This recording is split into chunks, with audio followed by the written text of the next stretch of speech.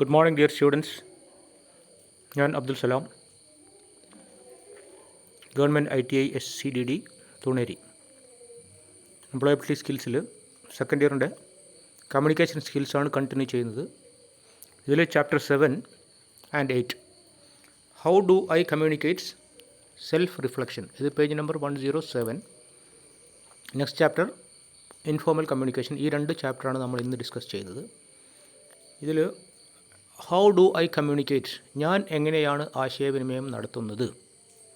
Self reflection. Self reflection എന്ന് വെച്ചാൽ ആത്മപരിശോധന എന്ന് പറയാം. അപ്പം നമ്മൾ സ്വയം ഒരു പരിശോധന നടത്തേണ്ടതുണ്ട്. നമ്മുടെ കമ്മ്യൂണിക്കേഷൻ എങ്ങനെയാണ് എന്നുള്ളതിനെക്കുറിച്ച്. നമ്മളാരെങ്കിലുമൊക്കെ പരിശോധന നടത്താറുണ്ടോ?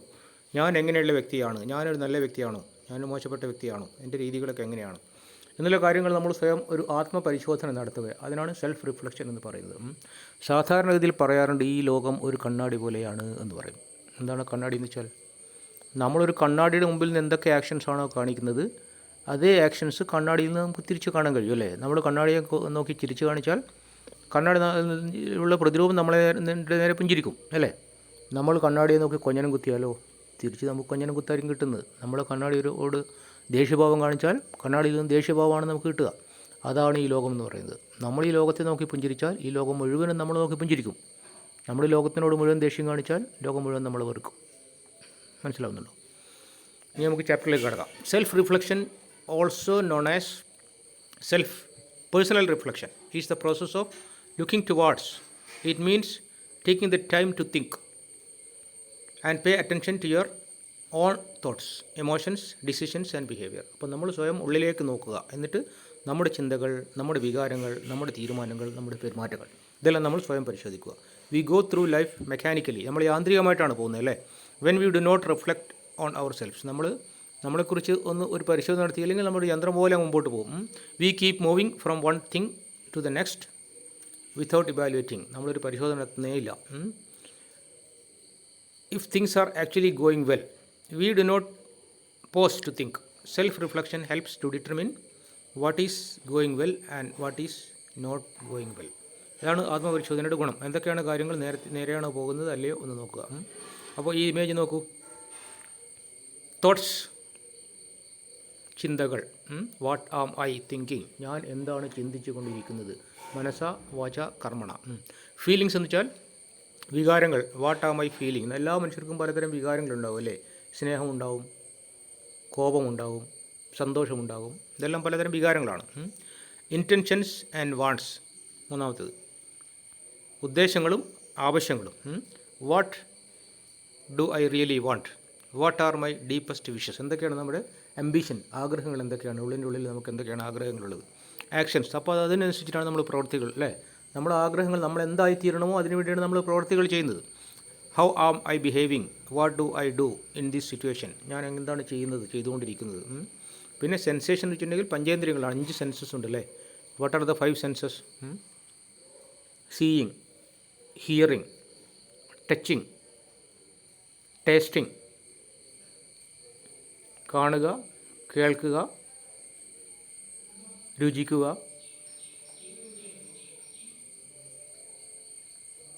ഇതൊക്കെയാണ് 5 സെൻസസ് അല്ലേ. Smell. How do I feel in my body, do I have any pains, am I tensed or relaxed. അപ്പോൾ എൻ്റെ ശരീരത്തിൽ എന്തൊക്കെ ഫീലിങ്സാണ് എനിക്കുള്ളത്. What I am feeling. Do I have any pains, എനിക്ക് എന്തെങ്കിലും വേദനകളും ബുദ്ധിമുട്ടുകളുണ്ടോ. Am I tensed or relaxed. Relaxed ആണ്. അപ്പോൾ നമ്മൾ ഇത് പറയുമ്പോഴാണ് നമുക്കൊരു സെൻസിൻ്റെ കാര്യം പറയുമ്പോൾ കൊറോണയായിട്ട് ബന്ധപ്പെട്ടൊരു കാര്യമാണ്. കൊറോണയുടെ വൈറസ് നമ്മൾ എഫക്റ്റ് ചെയ്ത് കഴിഞ്ഞിട്ടുണ്ടെങ്കിൽ നമുക്ക് പ്രധാനമായിട്ടും വരാവുന്ന ഒരു സെൻസിൽ വരുന്നതെന്ന് വെച്ചിട്ടുണ്ടെങ്കിൽ ടേസ്റ്റ് പോയി പോകും അത്രേ. സ്മെല്ലും കിട്ടില്ല. അപ്പം നമുക്ക് മണം കൃത്യമായിട്ട് പിടിക്കാൻ കഴിയുകയില്ല. അതേപോലെ തന്നെ നമുക്ക് ഭക്ഷണത്തിൽ നിന്നും രുചി ഉണ്ടാവുകയില്ല. അപ്പോൾ അതാണ് കൊറോണ വൈറസിൻ്റെ ഒരു എഫക്റ്റാണ്. അത് ഞാൻ കൂട്ടത്തിൽ പറഞ്ഞതേ ഉള്ളൂ. ഹിയർ ആർ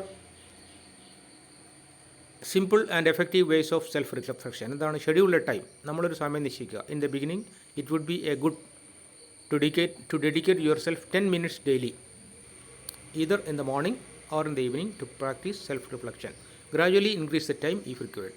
അപ്പോൾ നമ്മൾ ഒരു ദിവസത്തിൽ കഴിയുന്നതും നമ്മൾ രാത്രി ഉറങ്ങാൻ കിടക്കുമ്പോൾ നമുക്കൊരു 5 മിനിറ്റ് സമയം, ഉറങ്ങുന്നതിന് തൊട്ട് മുമ്പ് സമയം കിട്ടുമല്ലോ, ആ സമയം നമ്മളൊന്ന് സ്വയം ആലോചിച്ച് നോക്കുക. എൻ്റെ ഇന്നത്തെ രീതികൾ എന്നിങ്ങനെയൊക്കെ ആയിരുന്നു.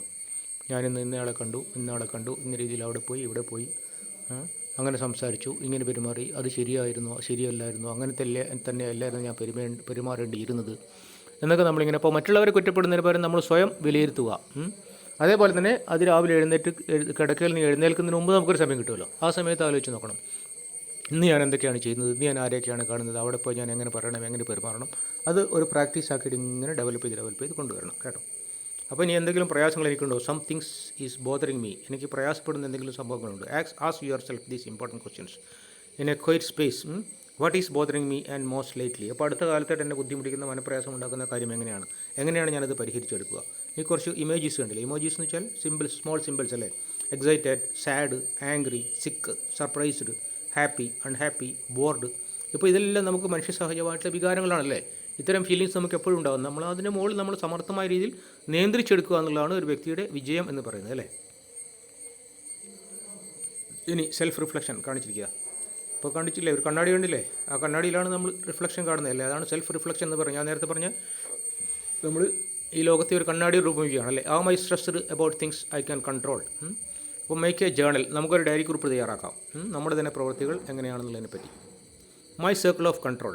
In life, we always have control over certain things, while some things are simply not under our control.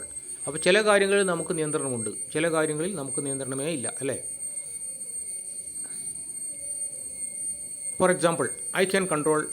നമുക്ക് ആരെയൊക്കെ കൺട്രോൾ ചെയ്യാൻ കഴിയും? എന്നെ കൺട്രോൾ ചെയ്യാം അല്ലേ. മൈ സെൽഫ്, മൈ ബിഹേവിയർ, എൻ്റെ പെരുമാറ്റം എനിക്ക് നിയന്ത്രിക്കാം. മൈ ഷോർട്ട് ടെമ്പർ, എൻ്റെ ക്ഷമയില്ലായ്മ. മൈ ലേസിനെസ്, എൻ്റെ മടി. Since you can control these, you can also change dum. അപ്പോൾ എനിക്ക് എന്നെ തന്നെ മാറ്റാൻ കഴിയും അല്ലേ. പിന്നെയോ, I cannot control my parents thought. എൻ്റെ മാതാപിതാക്കളുടെ ചിന്തകൾ എനിക്ക് മാറ്റാൻ പറ്റുമോ? ഇല്ല. My boy friend, girl friend അല്ലേ, അല്ലെങ്കിൽ എൻ്റെ പെൺ സുഹൃത്ത് അല്ലെങ്കിൽ കുട്ടി സുഹൃത്ത്, അവരുടെ സ്വഭാവങ്ങളും ചിന്തകളും എനിക്ക് മാറ്റാൻ പറ്റുമോ? ഇല്ല. മൈ എംപ്ലോയർ, എൻ്റെ തൊഴിലുടമ. Since you do not directly control these, you cannot change them easily. അത് നമുക്ക് അവരുടെ ഒന്നും മാറ്റാൻ കഴിയില്ല. അപ്പോൾ നമ്മൾ ആത്യന്തികമായിട്ട് മാറേണ്ടത് നമ്മൾ തന്നെയാണ് എന്ന് നമ്മൾ എപ്പോഴും ഓർത്ത് വെക്കുക അല്ലേ. Things I can control in my life. എന്തൊക്കെയാണ് എൻ്റെ ജീവിതത്തിൽ എനിക്ക് മാറ്റാൻ കഴിയുന്ന കാര്യങ്ങൾ, നിയന്ത്രിക്കാൻ കഴിയുന്ന കാര്യങ്ങൾ? എൻ്റെ ചിന്തകൾ, എൻ്റെ വികാരങ്ങൾ, എൻ്റെ പ്രവൃത്തികൾ, എൻ്റെ സ്വഭാവം, എൻ്റെ കഠിനാധ്വാന രീതി, എൻ്റെ ആറ്റിറ്റ്യൂഡ്, എൻ്റെ മനോഭാവങ്ങൾ, എൻ്റെ കമ്മ്യൂണിക്കേഷൻ, ഞാൻ ആശയവിനിമയ രീതികൾ, എൻ്റെ ആസ്പിറേഷൻസ് ആൻഡ് ഡിസയേഴ്സ്, എൻ്റെ ആഗ്രഹങ്ങളും പ്രചോദനങ്ങളും. ഇതെല്ലാം എനിക്ക് നിയന്ത്രിക്കാൻ പറ്റുന്ന കാര്യങ്ങളാണ്. പക്ഷേ മറ്റുള്ളവരുടെ കാര്യങ്ങൾ എനിക്ക് നിയന്ത്രിക്കാൻ കഴിയുകയില്ല. Things I cannot control in my life. എന്തൊക്കെയാണ്? അതേഴ്സ് തോട്ട്സ് മാറ്റാൻ കഴിയുമോ? കാലാവസ്ഥ, റെയിൻ, സൺ, ഹോട്ട്, കോൾഡ് മാറ്റാൻ കഴിയുമോ ഞാൻ വിചാരിച്ചാൽ? മറ്റുള്ളവരുടെ വികാരങ്ങൾ, അതേഴ്സ് ഡിസയേഴ്സ് മാറ്റാൻ കഴിയുമോ? അതേഴ്സ് നേച്ചർ, ബിഹേവിയർ, അവരുടെ പെരുമാറ്റ രീതികൾ, അതർ പീപ്പിൾസ് വെൽത്ത്, മറ്റുള്ളവരുടെ ധനം എനിക്ക് കട്ടെടുക്കാൻ പറ്റുമായിരിക്കില്ല, പക്ഷേ അത് അവർക്ക് ധനികരാകുന്ന എനിക്ക് നിയന്ത്രിക്കാൻ കഴിയുമോ? Others actions, mistakes, luck, news, media, politics, യുദ്ധം, നാച്ചുറൽ ഡിസാസ്റ്റർ, പ്രകൃതി ദുരന്തങ്ങൾ, ഇതൊന്നും എനിക്ക് നിയന്ത്രണമില്ല. അപ്പോൾ എനിക്ക് നിയന്ത്രണമുള്ളത് എൻ്റെ കാര്യങ്ങളിൽ മാത്രമാണ്. ആ ഓർമ്മ നമുക്ക് എപ്പോഴും ഉണ്ടായിരിക്കുക അല്ലേ. My communication style. Self talk is an essential internal dialogue. Self talk എന്ന് വെച്ചാൽ എന്താ? നമ്മൾ സ്വയം സംസാരിക്കുക. അതിനാണ് ആത്മഗതം എന്ന് മലയാളത്തിൽ പറയല്ലേ, self talk. For good emotional wellbeing it is necessary to engage in healthy self talk. അപ്പോൾ ആരോഗ്യകരമായ സ്വയം പരിശോധന നടത്തണം, ആത്മപരിശോധന നടത്തണം. അപ്പോൾ നമ്മളത് നിരാശപ്പെടുന്നതായിരിക്കും. നമുക്ക് ഒരുപാട് വീഴ്ചകൾ വന്നിട്ടുണ്ടാവും മനുഷ്യ സഹജമായിട്ട്. പക്ഷേ അതിനെയൊക്കെ നമ്മൾ മറികടന്ന് മുൻപോട്ട് പോവുകയാണ് വേണ്ടത് അല്ലേ. അപ്പം identify situations that triggers negative self talk. തെറ്റായ രീതിയിൽ നമ്മൾ നെഗറ്റീവായ രീതിയിൽ പോകരുത്. എപ്പോഴും ബി പോസിറ്റീവ്. ആക്സെപ്റ്റ് കൊറോണ അല്ലേ. Surround yourself with positive people. അപ്പോൾ അതിനെന്താ ചെയ്യുക? പോസിറ്റീവ് തിങ്കിങ്ങിന് നമ്മൾ പോസിറ്റീവായിട്ട് ആൾക്കാരായിട്ട് വേണം നമ്മൾ കൂടുതലും ഇടപഴകാൻ അല്ലേ. Laughter can relieve stress and emotions. ചിരി എല്ലാ സ്ട്രെസ്സുകളെയും വികാരങ്ങളെയും റിലാക്സ് ചെയ്യാൻ കഴിയും അല്ലേ. അപ്പോൾ പുഞ്ചിരി നല്ലൊരു മരുന്നാണെന്ന് പറയുക. ചിരിക്കാനുള്ള അവസരങ്ങൾ നമ്മൾ നഷ്ടപ്പെടുത്തരുത് അല്ലേ. ജീവിതത്തിൽ കരയാനുള്ള അവസരങ്ങളാണ് കൂടുതലുണ്ടാവുക, പക്ഷേ നമ്മൾ ചിരി കൊണ്ട് മൗന ദുഃഖങ്ങളെ മറക്കണം അല്ലേ. Complete what I learned. എന്തൊക്കെയാണ് പഠിച്ചത്? What is self reflection? What are the 5 questions I need to ask for good self reflection? What is positive and negative self talk? How can one get relieved from stress? ഇത്തരം കാര്യങ്ങൾ. പിന്നെ tips for self reflection എന്തൊക്കെയാണ്? Be honest with yourself. നമ്മൾ അവനവരോടെങ്കിലും സത്യസന്ധനായിരിക്കുക. About how things are going and how are I am behaving.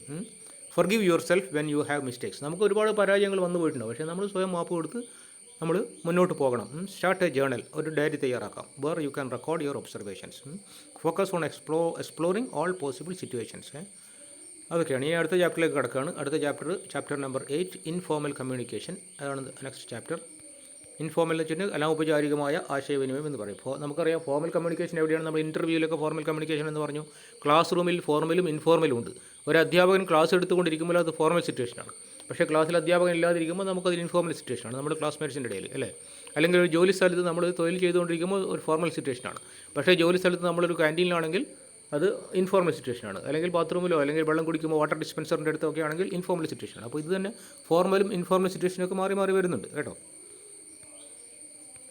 ഇതിൽ informal communication is casual communication എന്ന് പറയും, ബിറ്റ്വീൻ വർക്കേഴ്സ്, തൊഴിലാളികൾ തമ്മിൽ അല്ലേ. അപ്പം നമ്മൾ ഈ തൊഴിലുറപ്പ് ചെയ്യുന്ന ആളുകളൊക്കെ സംസാരിക്കുന്നത് കാണാറില്ലേ പലപ്പോഴും. അവർ തമ്മിൽ പിന്നെ ജോലി ചെയ്തുകൊണ്ടിരിക്കുന്നുണ്ടാവും, പക്ഷേ അവരിങ്ങനെ തുരിതരാ സംസാരിച്ചുകൊണ്ടിരിക്കും. അപ്പോൾ സ്ട്രെസ് റിലീവ് ചെയ്യുന്നതാണ് അവർ കേട്ടോ.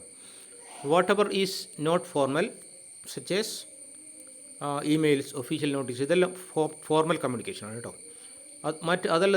അല്ലാത്തതെല്ലാം ഓഫീസിൽ നടക്കുന്നത് ഇൻഫോർമലാണ്. Official conversations are part of formal communication. Informal communication അത് ഒഫീഷ്യൽ കമ്മ്യൂണിക്കേഷൻ അല്ലാത്തത് കേട്ടോ. It is unofficial in nature and is based in the informal social relationships that are formed in the work place. അപ്പോൾ അതാണ് ഇന്നത്തെ ഈ ചാപ്റ്ററിൽ പറയുന്നത്. അതാണ് ഫോർമൽ കമ്മ്യൂണിക്കേഷൻ. ഇത് നമുക്ക് ഒരു ഓഫീസ് സെറ്റപ്പിൽ ഒരു ഫോർമൽ കമ്മ്യൂണിക്കേഷൻ, ഒരു ഓഫീസ് ടേബിളാണ്. ഓഫീസ് ടേബിളിൽ ബോസും സബോർഡിനേറ്റ്സും എങ്ങനെ ആയിക്കോട്ടെ, അല്ലെങ്കിൽ കൊളീഗ്സ് ആയിരിക്കാം, ഒഫീഷ്യലായിട്ടുള്ള ഒരു കമ്മ്യൂണിക്കേഷൻ രീതിയാണ്. തൊട്ടടുത്തുകൊണ്ട് അതേ ഓഫീസിൽ തന്നെ ഒരു വാട്ടർ ഡിസ്പെൻസർ അല്ലേ, അവിടെ രണ്ടുപേർ വെള്ളം കുടിച്ചുകൊണ്ടിരിക്കുമ്പോൾ അവർ ഇൻഫോർമൽ കമ്മ്യൂണിക്കേഷനാണ് നടത്തുന്നത്, അവർ ഒഫീഷ്യൽ മീറ്റിംഗ് അല്ല. അപ്പോൾ ഓരോ ഓഫീസിൽ തന്നെയുള്ള ഫോർമൽ ആൻഡ് ഇൻഫോർമൽ കമ്മ്യൂണിക്കേഷൻ സിറ്റുവേഷനാണ് കാണിച്ചിട്ടുള്ളത് കേട്ടോ. ഇനി difference between formal and informal communication. Formal communication is the sharing of official information, ഔദ്യോഗികമായ കാര്യങ്ങൾ about the work place. It is dictated by the established rules and regulations of the company of the work place കേട്ടോ. അതേസമയം informal communication is based on personal or informal relations such as friendship അല്ലേ. നമുക്ക് ഓഫീസിനകത്ത് സുഹൃത്തുക്കളാകാം, colleagues ഉണ്ടാവും അല്ലേ, അല്ലെങ്കിൽ family, club members. It is therefore free from organisational rules and other formalities. അപ്പോൾ ഫോർമാലിറ്റീസ് ഇല്ലാത്ത കമ്മ്യൂണിക്കേഷനാണ് informal communication. Benefits of informal communication. എന്താണ് ഇൻഫോർമൽ കമ്മ്യൂണിക്കേഷൻ കൊണ്ടുള്ള ഗുണം? ഇറ്റ് ഈസ് കാഷ്വൽ അല്ലേ, കാഷ്വലാണത്, അലസമാണത്. ആൻഡ് കെയർ ഫ്രീ, സങ്കോചമില്ലാതെയാണ്. While formal communication can seem cold and distance. Formal കമ്മ്യൂണിക്കേഷനിൽ ഔപചാരികത മാത്രമാണല്ലോ അല്ലേ.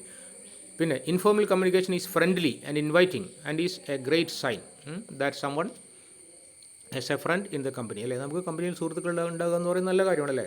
ക്യാൻ ബ്രിഡ്ജ് ഗ്യാപ്സ്, വിടവുകൾ നികത്തുക, between employees and create a sense of belonging. അപ്പോൾ സ്വയം എന്നൊരു തോന്നലുണ്ടാവും. ഇൻഫോർമൽ കമ്മ്യൂണിക്കേഷൻ്റെ ടൈപ്സ് ആണ് കാണിച്ചിട്ടുള്ളത്. 4-5 ടൈപ്സ് ഉണ്ട്. സിംഗിൾ സ്റ്റാൻഡ് എന്ന് വെച്ചിട്ടുണ്ടെങ്കിൽ ഒരു വ്യക്തി വേറൊരു വ്യക്തിയോട് പറയുക, അത് പിന്നീട് വേറൊരു വ്യക്തിയോട് പറയുക, പിന്നീട് ഇപ്പോൾ ഒന്നുകിൽ ബോസ് ഒരാൾ പറയും, അപ്പോൾ പ്രിൻസിപ്പൽ സാറിനോട് പറഞ്ഞു, സാർ അത് സ്റ്റുഡൻറ്റിനോട് പറഞ്ഞു, ക്ലാസ് ലീഡറോട് പറഞ്ഞു, ക്ലാസ് ലീഡർ മറ്റു കുട്ടികളോട് പറഞ്ഞു. അതൊരു സിംഗിൾ സ്റ്റാൻഡ് കമ്മ്യൂണിക്കേഷൻ. ഓഫീസിലും ഇങ്ങനെയാകാം. പിന്നെ ഗോസിപ്പ് എന്ന് പറയുമ്പോൾ അത് റൂമറാണ്. അപ്പം അപവാദം എന്ന് പറയും അല്ലേ, അപവാദം എന്ന് പറയുക റൂമർ. അല്ലെങ്കിൽ ചിലപ്പോൾ പരദൂഷണമായിരിക്കും, വ്യക്തിയെ അധിക്ഷേപിക്കുന്ന രീതിയിലൊക്കെ ആയിരിക്കും. ആൻഡ് ഗോസിപ്സ് ഇങ്ങനെ ഒരു വ്യക്തിയിൽ നിന്നായിരിക്കും തുടങ്ങുക. എവിടെ നിന്നാണ് തുടങ്ങിയതെന്നേ ആർക്കും അറിയില്ല. ഒരാൾ വേറെ പറഞ്ഞു, മറ്റൊരാൾ പറഞ്ഞു, അങ്ങനെ ഇങ്ങനെയൊക്കെ പറഞ്ഞു. ഇതിനാണ് ഗോസിപ്പ് എന്ന് പറയുന്നത്. ഇത് ഡിസ്കറേജിങ് നെഗറ്റീവ് കമ്മ്യൂണിക്കേഷനാണ് അതല്ലേ. പിന്നെ പ്രോബബിലിറ്റി എന്ന് വെച്ചിട്ടുണ്ടെങ്കിൽ പിന്നെ one person communicates the message to a randomly selected group. അപ്പോൾ ഒരാൾ ഒരു റാൻഡം ആയിട്ടുള്ള ഒരു ഗ്രൂപ്പിനോട് പറയും, അത് വേറെ ഗ്രൂപ്പിനോട് പറയും, അങ്ങനെ പ്രോബ്ലം. അപ്പോൾ ഇത് മറുപടം കണ്ടെത്താൻ പറ്റാത്തൊരു ഗോസിപ്സിൻ്റെ ടൈപ്സാണ്. പിന്നെ ക്ലസ്റ്റർ എന്ന് വെച്ചിട്ടുണ്ടെങ്കിൽ ക്ലസ്റ്റർ എന്ന് കേട്ടില്ലേ, ഒരു ഗ്രൂപ്പിനെയാണ്, ഒരു സെലക്റ്റഡ് ഗ്രൂപ്പിനെയാണ് ക്ലസ്റ്റർ എന്ന് പറയുക. ഇപ്പോൾ ഒരു കമ്പനിയിലാണെങ്കിൽ മാനേജേഴ്സ് ഉണ്ടാവും, സൂപ്പർവൈസേഴ്സ് ഉണ്ടാവും, സ്കിൽഡ് ലേബേഴ്സ് ഉണ്ടാവും, സെമി സ്കിൽഡ് ലേബേഴ്സ് ഉണ്ടാവും, അൺസ്കിൽഡ് ലേബേഴ്സ് ഉണ്ടാവും, ലേഡീസ് സ്റ്റാഫ് ഉണ്ടാവും. അപ്പോൾ ഇതെല്ലാം വേറെ വേറെ ക്ലസ്റ്ററാണ്. ഓരോ ക്ലസ്റ്ററിനും ആവശ്യമുള്ള കാര്യങ്ങൾ അവരവർ തമ്മിൽ കമ്മ്യൂണിക്കേറ്റ് ചെയ്യും. ഒരു സ്ഥാപനത്തിലാണെങ്കിൽ ടീച്ചേഴ്സ് ഉണ്ടാവും, ടീച്ചേഴ്സിൽ തന്നെ ലേഡി ടീച്ചേഴ്സ് ഉണ്ടാവും, ഫീമെയിൽ ടീച്ചേഴ്സ് ഉണ്ടാവും. പിന്നെ സ്റ്റുഡൻസിൽ തന്നെ ഗേൾസ് ഉണ്ടാവും, ബോയ്സ് ഉണ്ടാവും. ഓരോരോ ക്ലസ്റ്ററാണ്. അല്ലെങ്കിൽ ഫസ്റ്റ് ഇയേഴ്സ്, സെക്കൻഡ് ഇയേഴ്സ്, അല്ലെങ്കിൽ സിവിൽ എഞ്ചിനീയറിംഗ്, അല്ലെങ്കിൽ കാർപ്പൻട്രി. അതുപോലെ തന്നെയാണ് ക്ലസ്റ്റർ ഫോർമേഷൻ കേട്ടോ. പിന്നെ റെസ്പെക്റ്റ്ഫുൾ ഇൻഫോർമൽ കമ്മ്യൂണിക്കേഷൻ. റെസ്പെക്റ്റ്ഫുൾ എന്ന് വെച്ചിട്ടുണ്ടെങ്കിൽ എപ്പോഴും മുതിർന്നവരെ റെസ്പെക്റ്റ് ചെയ്യണം. അത് പ്രധാനപ്പെട്ട ഒരു കാര്യമാണല്ലേ. പ്രായം, ഏജ് റെസ്പെക്റ്റ് ഉണ്ട്. പിന്നെ വർക്ക് പ്ലേസിലാകുമ്പോൾ സീനിയേഴ്സ് അല്ലെങ്കിൽ സുപ്പീരിയേഴ്സിന് റെസ്പെക്റ്റ് ചെയ്യണം. ഒരു സ്ഥാപനത്തിലാണെങ്കിൽ ഒരു വിദ്യാഭ്യാസ സ്ഥാപനത്തിനാണെങ്കിൽ ടീച്ചേഴ്സിനെ റെസ്പെക്റ്റ് ചെയ്യണം, സീനിയർ സ്റ്റുഡൻസിനെ റെസ്പെക്റ്റ് ചെയ്യണം. അതാണ് respectful communication.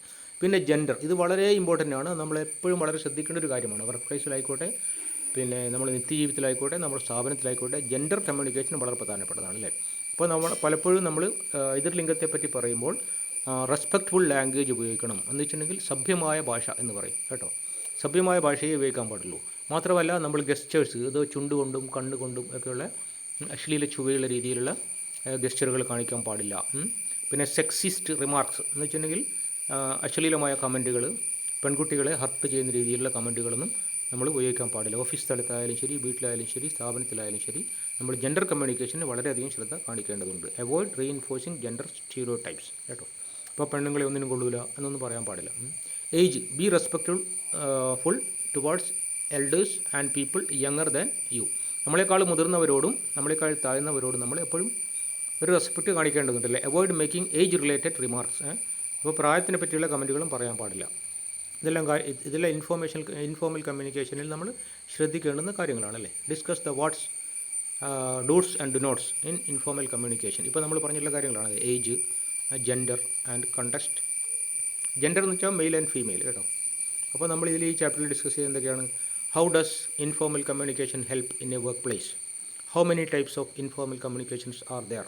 What are the things to keep in mind while communicating informally in a work place? ഇത്രയും കാര്യങ്ങളാണ് നമ്മൾ ഇന്നത്തെ ക്ലാസ്സിൽ പഠിച്ചത്. ഇനി അടുത്ത ചാപ്റ്റർ എന്ന് പറഞ്ഞാൽ ചാപ്റ്റർ അല്ല, യഥാർത്ഥത്തിൽ 8ാമത്തെ ചാപ്റ്ററിൻ്റെ തന്നെ ഒരു സബ് ഡിവിഷനാണ് 8A. അത് റീകോളാണ്. റീകോൾ എന്ന് വെച്ചിട്ടുണ്ടെങ്കിൽ അത് എക്സർസൈസിലാണ്. നമുക്ക് പിന്നെ കോംപ്രഹെൻസീവ് ക്വസ്റ്റ്യൻസ് ആൻഡ് ആൻസേഴ്സാണ്. നമ്മൾ പഠിച്ച ഭാഗത്തിൻ്റെ അടിസ്ഥാനമാക്കിയിട്ടുള്ള എക്സർസൈസാണ്. നമുക്ക് അടുത്ത ക്ലാസ്സിൽ ഡിസ്കസ് ചെയ്യാം. Thank you very much. Thank you all for listening.